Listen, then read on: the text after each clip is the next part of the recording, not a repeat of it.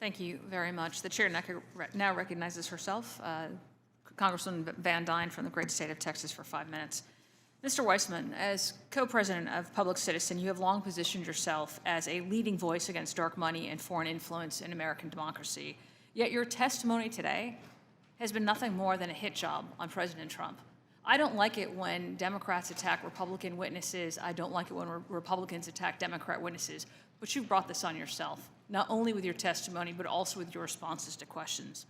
Instead of confronting how foreign actors linked to the Chinese Communist Party, Iran, Qatar, and other adversarial regimes have exploited tax-exempt organizations to influence American politics, support terrorism, fuel anti-Semitism, and sow division within our country, your remarks have focused on attacking President Trump while giving a pass to networks that amplify foreign malign influence on the left.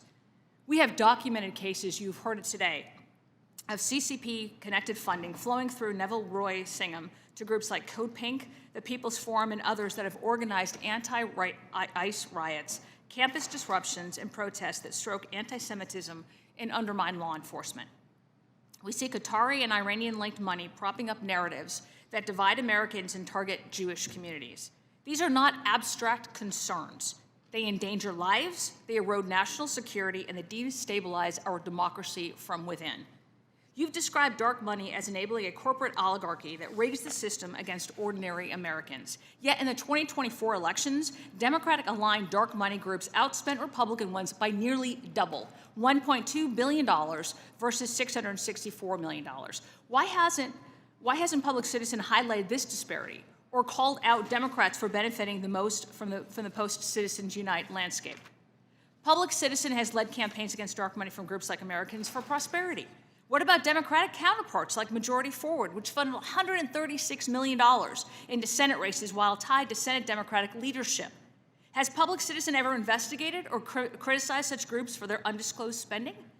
You've testified before Congress about the dangers of undisclosed political spending, and yet, how do you reconcile that groups like Forward Future USA Action, which raised $613 million in 2024, mostly from 10 massive anonymous donations, funneled hundreds of millions to support Kamala Harris and attack Donald Trump? Isn't this the same chokehold on democracy that you decry from other corporate sources? As a longtime advocate for disclosure laws like the Disclose Act, why hasn't Public Citizen addressed major liberal dark money hubs like the 1630 Fund, which distributed over $400 million in 2020 to anti-Trump efforts and Democratic causes, and continued funding influencers and ballot measures with undisclosed donors in later cycles? You've warned about foreign-linked dark money corrupting U.S. elections.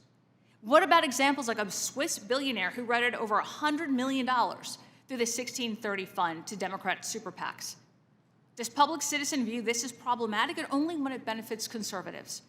Groups like Vote Vets Action Fund and the League of Conservation Voters, both dark money entities, have spent tens of millions supporting Democrat candidates. Given your work on veterans and environmental issues, why focus criticism on right-leaning dark money while these progressive groups operate similarly without donor transparency? You've opposed dark money that aids corporate-friendly policies.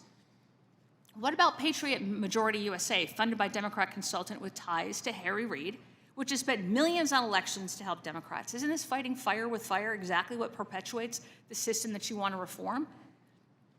Public Citizen campaigns against billionaire influence in politics, and yet Bill Gates donated $50 million anonymously to Future Forward's dark money arm to support Harris.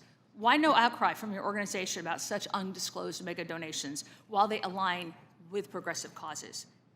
You advocate for a constitutional amendment to end dark money entirely. And if that's the goal, why does Public Citizen's work disproportionately target conservative or corporate dark money, while groups like the House Majority Forward pours millions into Democrat races without similar scrutiny from your campaign? Public scrutiny, of which you are co-president, claims to champion transparency and expose dark money and foreign influence, and yet its funding comes from overwhelmingly progressive powerhouses. George Soros' Open Society Foundations, the Ford Foundation, Rockefeller Brothers Fund, Rockefeller Foundation, and others ideologically aligned with the same left-leaning networks that it refuses to scrutinize. This financial dependency appears to drive your glaring double standard. In your testimony, you turned what should have been a serious examination of CCP-linked funding, Qatari money fueling anti-Semitism on campuses, and Iranian-backed networks that are sowing discord into a blatant, one-sided hit job on President Trump. Your testimony was not about protecting democracy from foreign threats. It was about weaponizing a national security hearing to smear the president. And until you and my Democrat colleagues apply the same rigor to your own funding ecosystem and to left-leaning dark money networks, your calls for reform are pretty much hollow and your credibility compromised. I yield back. Will you permit me to respond, Madam Chair?